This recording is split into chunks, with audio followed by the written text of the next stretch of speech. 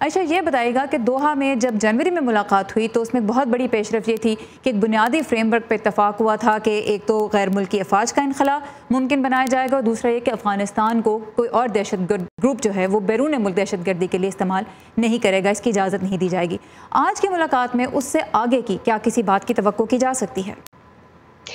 سارا جو انڈیکیٹرز ہیں اور جو کہ طالبان سپوکسمن سے ہم نے بات بھی کی ہے تو وہی جو دو کور ایشوز ہیں جن کا آپ نے ذکر کیا ہے انہی پہ بات چیت ہوگی، مگر پلیز انڈرسٹینڈ کہ زلمے خلیلزاد یہ بہت دفعہ کہہ چکے ہیں کہ یہ جو دو کور ایشوز ہیں یہ ایک سٹارٹنگ پوائنٹ ہے۔ انہوں نے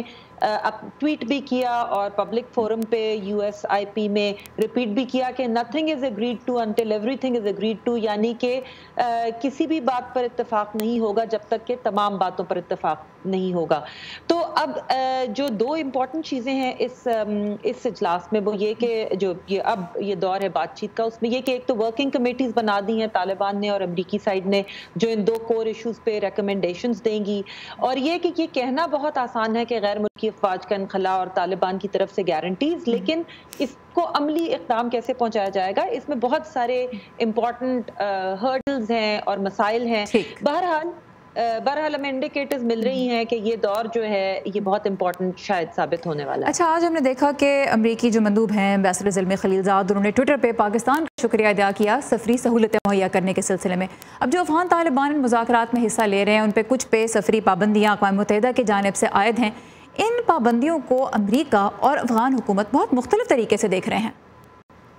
دیکھیں افغان حکومت خاص طور پہ پریزیڈنٹ اشرف غنی کی ایڈمنسٹریشن کو اس بات پہ کافی غصہ ہے کہ اب تک انہیں ان مذاکرات سے باہر رکھا جا رہا ہے، اور یہ طالبان کے کہنے پر ہو رہا ہے کیونکہ طالبان نے ان سے صاف طور پر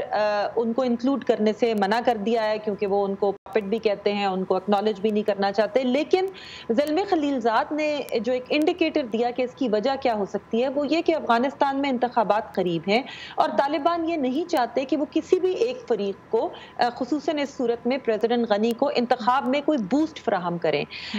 اور اگر وہ افغان حکومت ان مذاکرات میں شامل ہو جاتی ہے تو یہ پریزیڈنٹ غنی کے لیے ایک بہت بڑی بوسٹ ہوگی کیونکہ وہ پچھلے کئی سالوں سے انکنڈیشنل مذاکرات آفر کر رہے ہیں،